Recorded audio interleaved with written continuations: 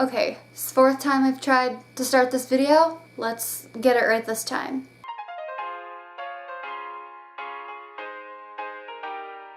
Hey guys, it's Megan, and if you're new to my channel, please make sure to subscribe so you can join this awkward little internet family, because we're growing and we're awkward and we've got some, oh my god, popping highlighter.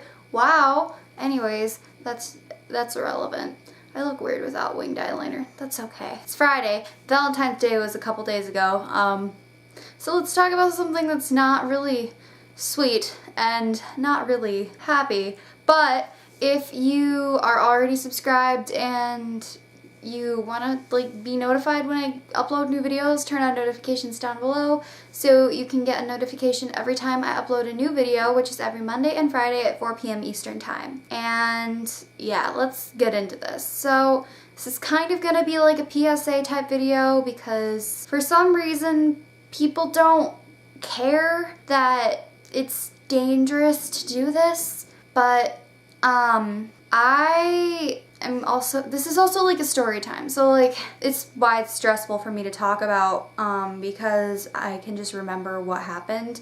But the Sunday I drove back to college, it was a snowstorm and the roads were really bad, visibility was really low, and I was driving about 15 miles an hour on the highway for most of the ride. And once I got a little more comfortable driving a little faster, I got up to like 30 miles an hour. And then when I was about 20 miles from school, I was passing a semi because they were going really, really slow. They were going like 15 miles an hour and I was going 30 and I couldn't slow down fast enough. So I passed them, and then when I went to merge into the lane in front of them, I lost control of my vehicle, which was terrifying, and even saying it freaks me out because I can visualize what happened when I was driving.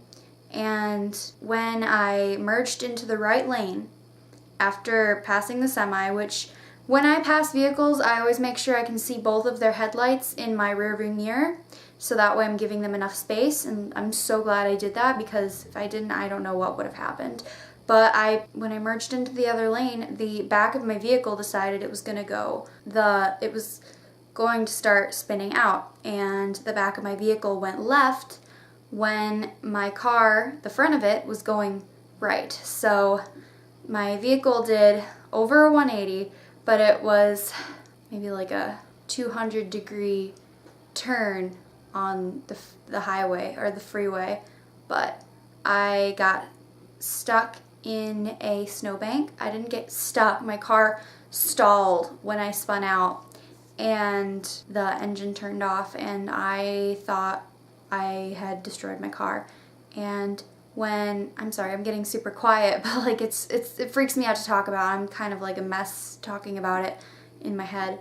But that moment when I felt my vehicle start to lose, when I felt that I didn't have control over my vehicle, my vision went white. It didn't go black, I didn't black out, I whited out. I couldn't see, and I could just feel the back of my car turning in the motion of my car just turning. I could feel it, but I couldn't see what was happening. And I was on the brakes, even though I know you shouldn't be on the brakes when you spin out. You should try to get control of your vehicle, but I didn't think right. And when this happened, something weird clicked in my head after I realized I was okay. But like when I whited out, I genuinely thought that semi that I passed hit me. I thought that the semi hit me, and I thought I died. I really thought that I was just gone, and that everything I had done prior to this was for nothing, and that I had died, and that my family was going to be so upset, and that my dad was going to be really, really upset. And I really thought that I wasn't around anymore, which was a terrifying feeling. And this is going to get really deep in a minute, but let me just explain what happened next. I called my dad once I realized that I couldn't get my car to move, because I didn't realize my car had stalled. I thought that my car was still running. So I tried to get back on the road because I was at an angle facing oncoming traffic, but I was on the side of the road. and I couldn't get my car to move, so I was freaking out. I called my dad and I said, "Dad, I just spun out on the highway. I'm okay. My car isn't damaged. I'm stuck in a snowbank and I can't figure out why the car won't move." So he talked me through it and he told me that the engine probably wasn't on, that it probably stalled. So I turned the key and he was right. My car did stall and I turned it back on and I was able to get back on the road. And then my dad hung up because I told him that I was on my way back to school. He told me to drive carefully the rest of the way and make sure that nothing weird seems to happen. And the car drove fine the rest of the way for the rest of the 20 miles. But like, it just kind of like had me in shock because I'd never expected me to be somebody who would spin out on the highway, because you'd think that to spin out you'd have to be going really fast or that you'd be driving recklessly. But I wasn't driving recklessly. I was driving carefully, and this still happened to me. And I'd always like thought, well, if you spin out or if you get into a crash, it's your fault. You should have just been driving carefully. But I was driving carefully and it still happened. So I got a new perspective on it. Like, maybe those other people that spun off and got stuck in a ditch, maybe they weren't doing anything wrong. Maybe the weather was just so bad. And living in Michigan, you have to be careful, but you can't always blame yourself when something bad happens, because it's not always your fault. And the roads are gonna be bad, and kind of makes me want to move south once I finish college, but I don't know what I'm gonna do. But I'm still actually really shaken up about driving on the Michigan roads when it's snowy, because that was a terrifying experience. I genuinely thought I died, and I somehow, like, there are so many spots on that highway you don't even understand. On that specific road, there are so many spots where if I had spun off, I could have gone down like almost a cliff. It's basically a really hilly road, and there's really steep inclines, and if it was anywhere else, I could be dead right now. My car could have rolled over and blown up for all I know. Like, I'm really lucky I didn't spin off at any other spot.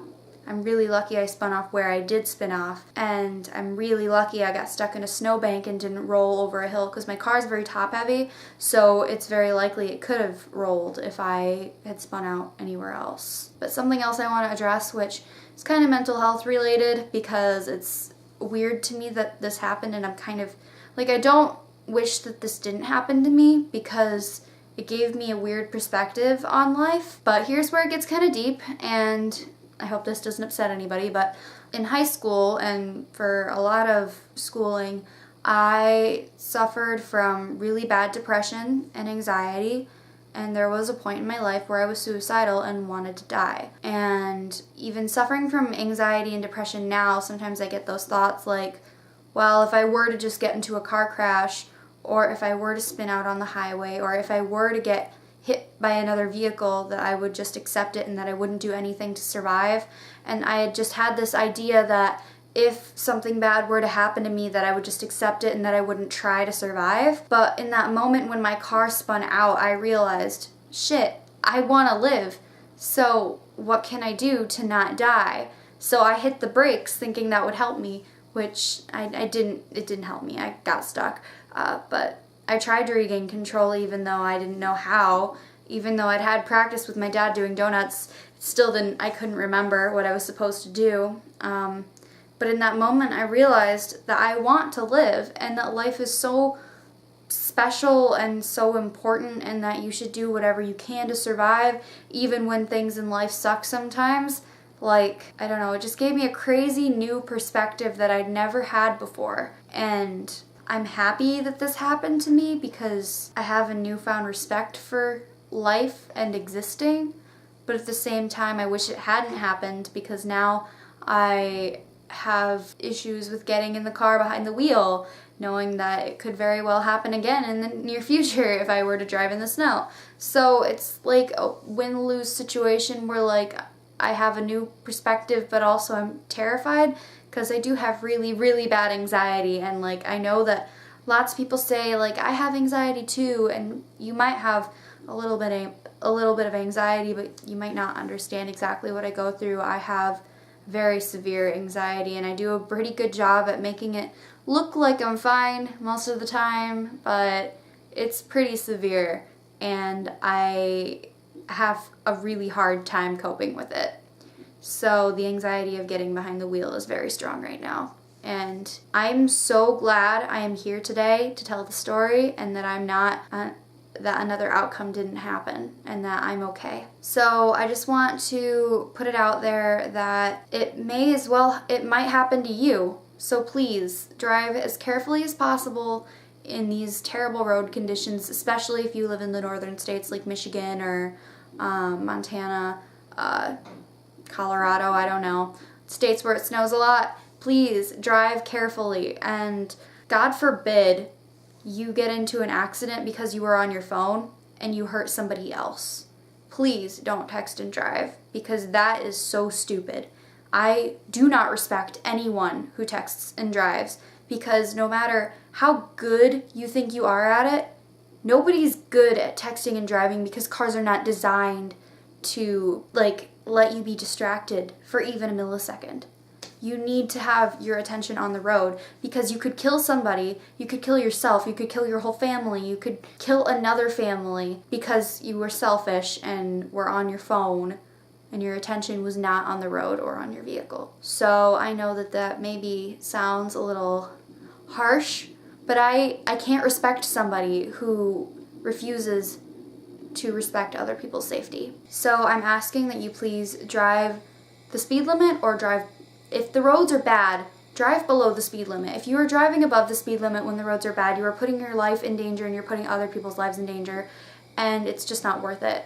And if the road conditions are really bad, it's important to drive below the speed limit, so that way everyone is safe and nobody feels the need to speed up. And please don't tailgate people, because especially on these roads, they can't slow down as fast as you normally could, and if they were to hit the brakes, you would have to hit the brakes too, and you are likely to spin out as well. So it's not a good situation. Just don't tailgate people. Don't do stupid illegal things on the road.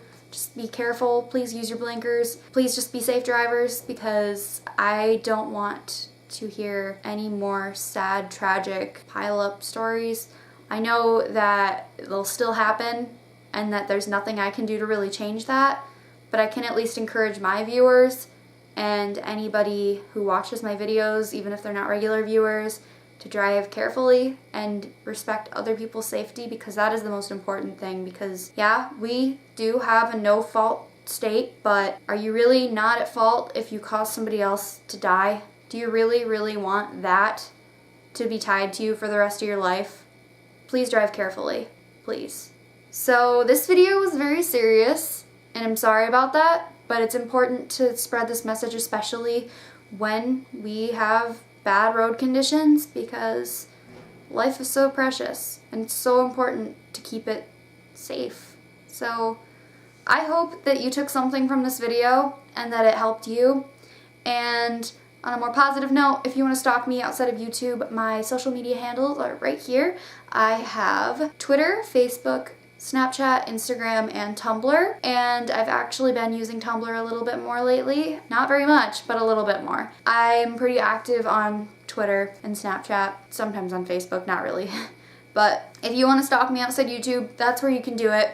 And like I said, if you're new here and enjoy what you see, please subscribe and join my awkward little internet family, because sometimes we spread things that are important to hear. And if you're already subscribed, please turn on notifications so you get notified every time I upload a new video, which is every Monday and Friday at 4 p.m. Eastern Time. And if you enjoyed this video, please leave it a big thumbs up, because it really boosts my self-esteem, and it also makes it so my videos are promoted more by YouTube. It makes my videos show up more, and that'd be cool. I really want to reach 300 subscribers by the end of February. I know that's a high goal, but I think we can do it. I really want to hit 1,000. That's like the big goal, but I know that that's a reach. So let's just aim for the small goals. Soon will be 250 and then 300, and we'll just keep going from there. So please help me hit 300 subscribers by the end of February. If we don't do it, that's okay. If we do it, that's awesome. But there's not much else to say other than I love you, and I will see you all in my next video. Bye.